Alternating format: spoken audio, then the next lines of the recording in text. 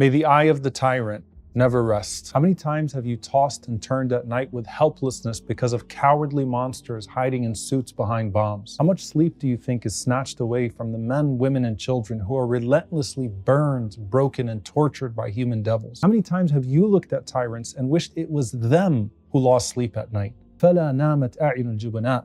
May the eye of the coward never rest. These were the words of Khalid radiallahu ta'ala anhu on his deathbed. And while that had a specific worldly context, you may find yourself wishing the same for the cowards of today, or even more than that. And then you might wonder, am I a bad person for wanting to see those who made so many people suffer themselves? Sometimes I want the comfort of knowing that those who were murdered are now comforted, but I also want to see these unaccountable tyrants in this world held accountable there. You're not alone. All of us oscillate between sadness over what's being done to our people and rage at the criminals that are doing it to them. Even the Prophet ﷺ, who was sent as a mercy to the world, sometimes prayed against those who turned it into a genocidal playground. But the thing about the barzakh is that it speaks to both of those emotions simultaneously, because divine justice is already in motion. It was the night before the Battle of Yamama, and the men who were about to be killed were having all sorts of dreams. Abbad ibn Bishr radiallahu ta'ala anhu woke up and he said, I saw a dream last night where the heavens opened up and then my soul ascended and then they shut behind it. As for Prevail ibn Amr radiallahu ta'ala anhu, he had a far more vivid dream. He said, last night I had a dream that I was beheaded, and that when I was beheaded, a bird flew out from my mouth and it flew to a woman, and then that woman entered that bird into her womb. And then my son was chasing me and looking for me, but he couldn't catch up to me. He said, the way that I interpreted it is that I'm going to be beheaded in the battlefield. And he said, and as for the bird, فَرُوحِي, it is my soul. وَالْمَرْأَةُ الْأَرْضُ أُدْفَنُ فِيهَا, and that woman is the earth, as I will be buried in it.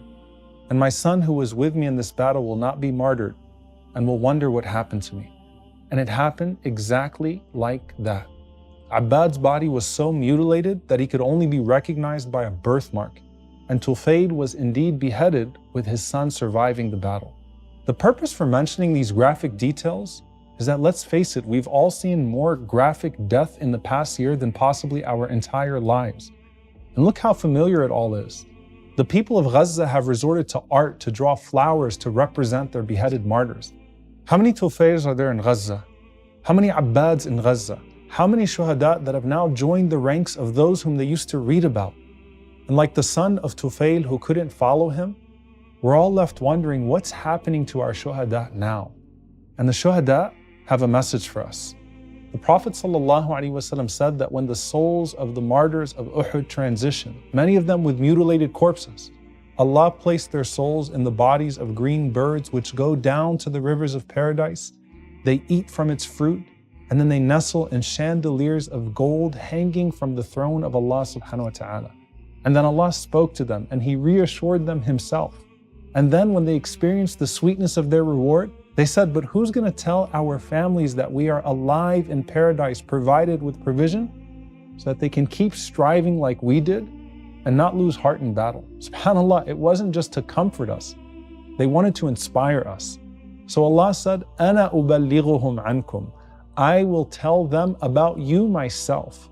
And that's when Allah subhanahu wa ta'ala sent down the verse, وَلَا تَحْسَبَنَّ الَّذِينَ قُتِلُوا فِي سَبِيلِ اللَّهِ أَمْوَاتًا بَلْ أَحْيَاءٌ عِنْدَ رَبِّهِمْ يُرْزَقُونَ. Do not say of those who have been killed that they are dead, rather they are alive with their Lord being provided for. The Shuhada of Uhud and the Shuhada of Gaza want us to know that they're okay, but also that we need to keep going. Because firstly, while they're no longer with us, they're with their Lord. Remember when Asya alayhi salam was being tortured until she was martyred? And she asked, رَبِّ ابْنِ لِي عِنْدَكَ بَيْتًا فِي الْجَنَّةِ, my Lord, build for me with you a house in paradise. Notice before the house, before the reward, she first asked to be with Allah subhanahu wa ta'ala, and now she is with Him. And Allah says, وَالشُّهَدَاءُ عِنْدَ رَبِّهِمْ, the martyrs are with their Lord. Asya is with her Lord, and so are all the other martyrs of all times. But you know what else? They're also with each other. Not just the ones who were killed in the same atrocity, but across generations.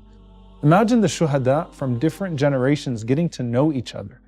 It's narrated from Abdullah ibn Amr ibn As radiallahu anhuma that he said that the souls of the martyrs are in green birds roaming through. Like visitors, they recognize one another and then they get to know one another as they eat from the fruits of the trees of paradise.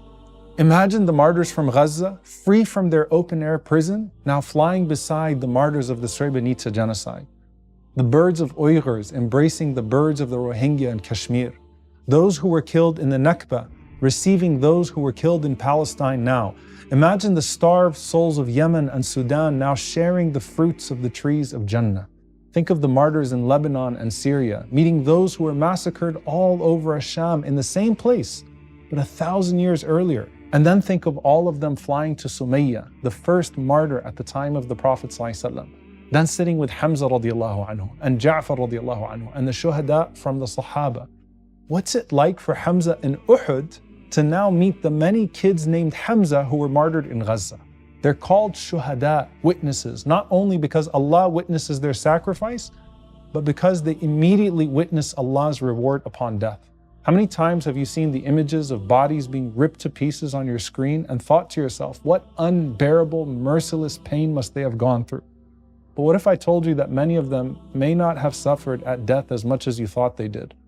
The Prophet ﷺ said, the shaheed feels no more pain at the time of death than one of you feels from a small sting. By the time we think they have suffered too much, Allah has already started giving them so much more than anyone could have hoped for of His unimaginable reward. Now that's not in any way to minimize the suffering before that moment of death for many of the shuhada who aren't killed in an instant. But it is to say that Allah's reward will certainly cause them to forget that pain as they roam freely now in paradise, and to remember that they will never suffer again. While all the rest of the believers are tested in their graves, the shuhada aren't even questioned, because the Prophet ﷺ said that the flashing of swords over their heads was a sufficient test for them. But what about the jabbarin, the tyrants and the oppressors responsible for their death? Why does it seem like the jabbarin are getting away in this world? Why do the good people always seem to die before their time, while the villains seem to live long, happy lives with the dunya in their grasp? It's actually all part of Allah's plan. He waits to punish them, to ruin them. إِنَّ اللَّهَ لَيُمْلِي لِلظَّالِمِ حَتَّى إِذَا أَخَذَهُ لَمْ يُفْلِتْهُ. Allah delays the punishment of the oppressor, but once He seizes them, He does not let them go. So to our eyes, it may seem like they're dying in their comfortable beds with servants and doctors all around them. But no one can help them from their agonizing last moments, because just as the moments of death for the shuhada are where their pain ends and their bliss begins, the last moments for the oppressors are agonizing as their soul is ripped and squeezed out of their body. And it's only the beginning of their eternal torment. And where the grave expands for the shuhada, it shuts violently on the jabbarin. Imagine those that caused others to be crushed under the rubble, and now they are crushed by the paralyzing squeeze of the grave.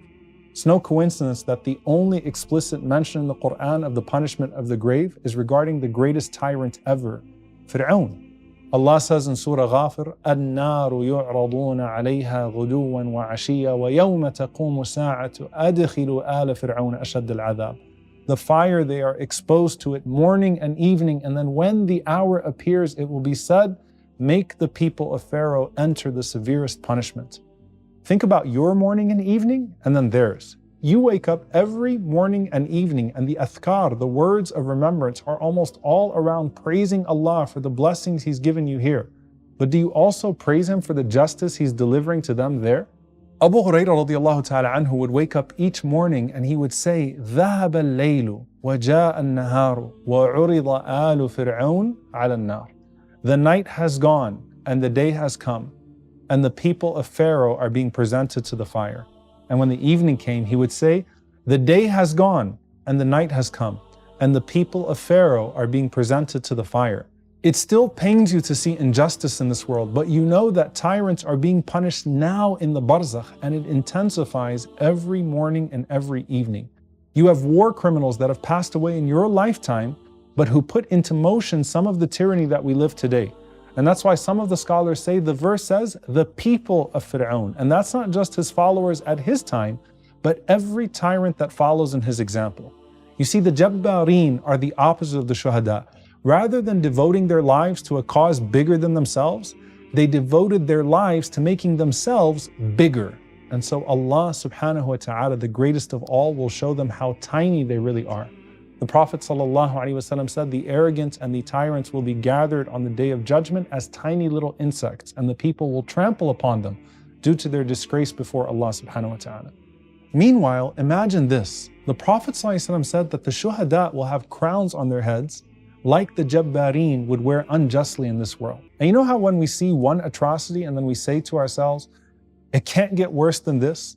And then the tyrants outdo themselves and we say, this is the worst we've seen? The Prophet ﷺ said that while these tyrants are being tortured, they're actually asking Allah to delay the day of judgment because they know that the full experience of hell that awaits them is even worse.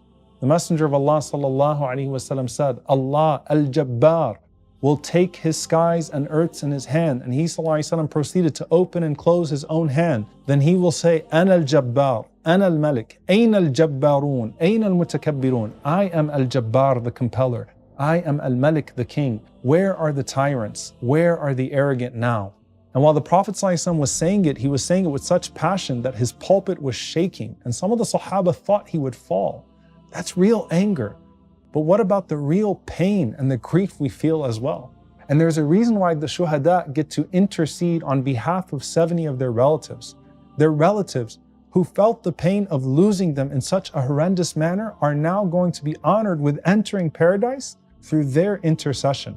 And subhanAllah, how many of those people on your screen are now Shuhada or from the families of Shuhada? How many people in Gaza don't have a shaheed in their family? It's pretty much every single one of them. So can you imagine how large the Gaza Strip is in Jannah? It's hard for us to imagine when the scene in front of us is so gruesome. But it's even harder to live if you can't. Just like the people in Surah Al-Buruj, how many ditches of fire immediately become gardens of paradise? Think of the hairdresser of the daughter of Fir'aun who was thrown into a pit of fire. Yet the Prophet ﷺ smelled her scent in the highest heavens on the night of Al-Isra wal-Mi'raj. And how many tyrants, seemingly enjoying the comfort of their worldly homes, now will burn forever. لَهُمْ عَذَابُ الْحَرِيقِ. But here's the thing. Finding peace in knowing that Allah has not failed to sufficiently reward our martyrs or punish our tyrants in the barzakh should not in any way temper our pursuit of justice for the oppressed who are still living in misery in this realm here today. Because the reward of the oppressed is with Allah, but the responsibility to stand up against these oppressors remains with us here. And that's the point. The oppressors seek to dominate this world because they have nothing else to look forward to, while we have something far greater awaiting us.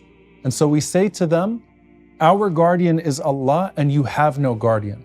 Our mass graves are mass gardens of paradise, and your castles are chambers of hell. Our ending is victory, and your end is humiliation.